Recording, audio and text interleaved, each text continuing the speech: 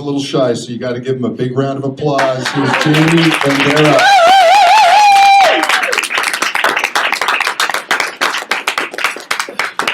Okay, so how y'all doing? Listen, I am so tired. I haven't slept since Friday. I really haven't. I do talk a lot. I move my hands. I'm not Italian. That is how I fixed my hair today. So how many of you already have students that are doing grit? There want to or? I want to hear some. Come on, respond to me. Want to make sure you're all awake. Hey, do you have students have grit? We'll say yeah. I'm here to say yeah. Say yeah. Say yeah. All right. So like I said, I'm extremely tired. It is so dry here that I did actually take notes. I never do, but I did put a lot of notes together. So we keep drinking.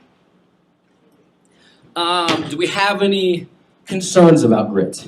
Does anybody have any, like, they don't believe that it can be done? They tried it with their students. They've hurt their voice. Anything like that?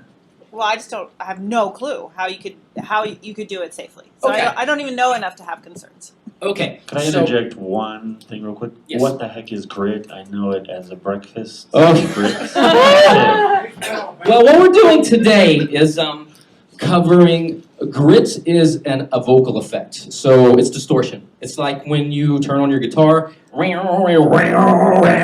you add that sound to it. That's exactly what we're doing with the voice now.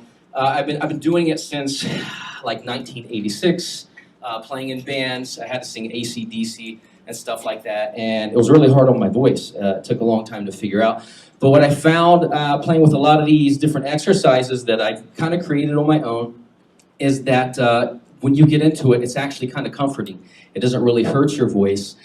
We've filmed many times with ENTs, and I can't say that this is true, but what we've saw is when I'm going like, hey, and then I go, hey, and add the grits, and you typically know, all of you are smarter than me. I'm like the dumbest guy in the room. You know, the chords connect in the front, they close in the back, and you have that piece in the center. You know, your glottis, it's opening, closing to make the sound. With me, it actually shuts in the center, and we have in the front we have an opening, in the back we have an opening. So somehow a dissonant sound is coming out of this to produce this hey, and a lot of people say it's false fold. You do this kind of sounds like Melissa Cross makes. If you do this for me, if you clap your hands. Thank you. I'll be here all week. You can hear that manipulation. So I do believe that the false folds do manipulate the sound. I don't believe that's really where the grit or distortion originates. I think that it can help to enhance it, but grit is grit. I do believe it occurs at the chords. So let me back up. Like I said, if I close my eyes, but my mouth is still talking, we're good. I'm dead on my feet. In fact, it was so funny. I get into the hotel room last night, and I'm thinking about all of you, and I lay down, and I go to sleep, and I start hearing this dum dum dun dun dun dun dun. So I'm sleeping, and I'm dreaming. Yeah, I'm going to rock this. I'm getting all this great idea, and I wake up, and dum dum dum. It's still going. What the hell? Right behind my bed, I'm here. Boom, boom, boom. So in my head, the song changed to wow wow, and I was like, oh. So it ruined my sleep. I have a hard time sleeping in hotels and in the airplane. So here I am writing all these notes down and trying to get this together to cram a lot of this in here. I do have 3 requests. You be open to working with me and rocking. Halfway through, you let me pee because I drank about a gallon of water so far. And at the end, we got to get pictures of us pretending to shatter a wine glass together. So we can put them on Facebook, friend me. So I had a lot of vocal troubles. You know, I go to a gig, my first band, Flint, my first official band. The first year I was with them, I was a junior in high school. We got a gig that was Wednesday through Saturday. So here I am playing out in a club. That was back when you had to do 5 sets.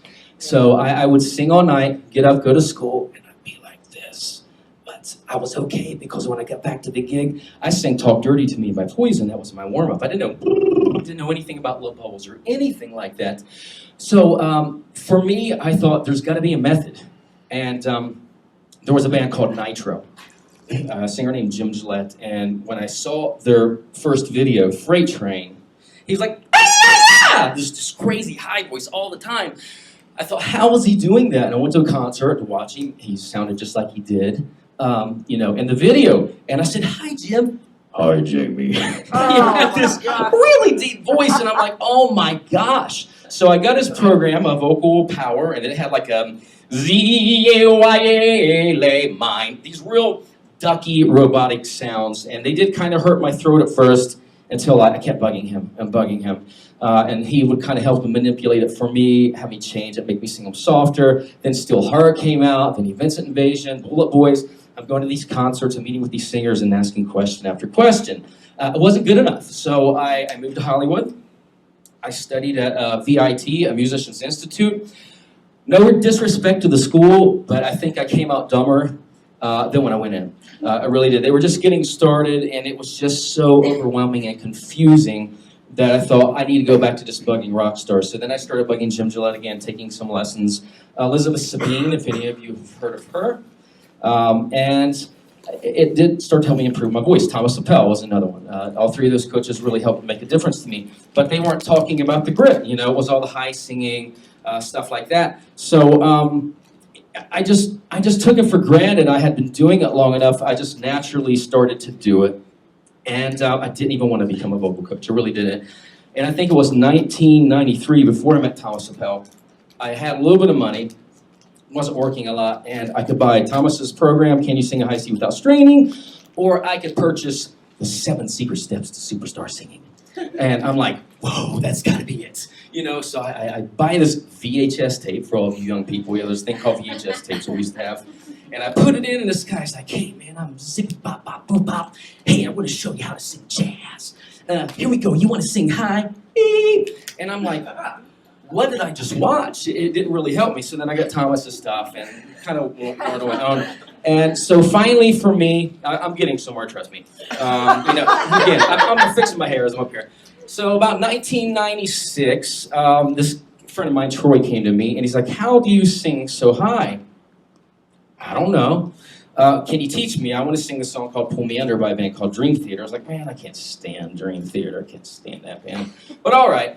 So I had this pitch wheel, which I get on my app, and I hit like a middle C or something. I'm not pitch perfect, trust me, so I know this is wrong, but I went, do this. And we just did like a slide, kind of like a siren.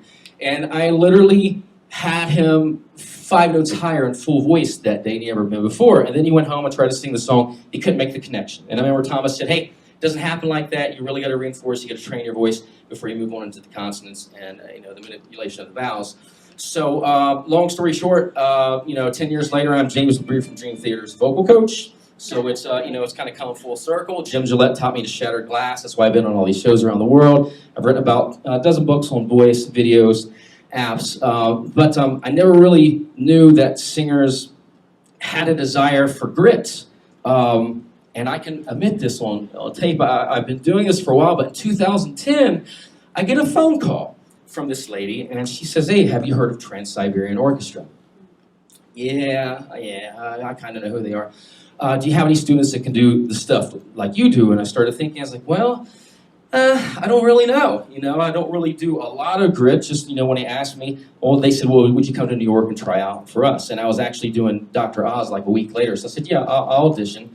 But I wasn't interested. I was actually getting ready to fly to Australia to do a gig. And I get there, and she turns on this song. It was like, there is an ornament. This kind of gritty thing. I thought, that's pretty easy. But with what I had set up with Australia, I couldn't take the gig.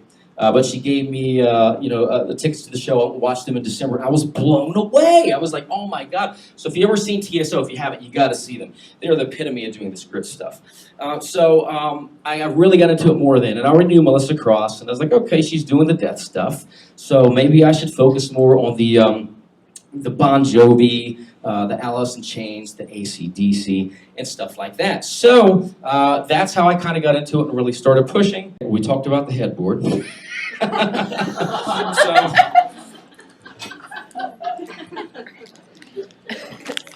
let's talk about how I learned to do grit. So growing up, I was really into horror movies, Cujo, yeah, the dog, you know, Stephen King. There was a movie called Gargoyles, the get out, yeah, you know, this dual thing. And I tried to do all this stuff as a kid, and it hurt my throat. But my Uncle Richie was actually only a year older than me. He's like, Jamie, if you feel it up in the roof of your mouth, it won't hurt your voice. And so, hey, I started getting this rumbling in the roof of my mouth, and that's kind of what helped me find my way to grit, even before I knew about it. This was like at 12 years old, so, you know, 10, 15 years later, I finally made the connection, even though I'd already been singing it. So today, I already know your vocal coaches, and we don't need to go over, you know, clean exercises, but do know it does have to do with having that clean voice. It is a vocal effect that you apply on top of what you're doing. My goal today is to make sure that all of you can do grits. You know, I really think you can. We did it. John set me up with a gig in Poland, and for 3 days, this is what we did. And I trained everyone with some crazy things. You know, me growing up in Pentecostal church, like, can I get an amen? You know, so there's ways that we can learn this. First, can I get an amen? Amen! Ow! All right. There we go.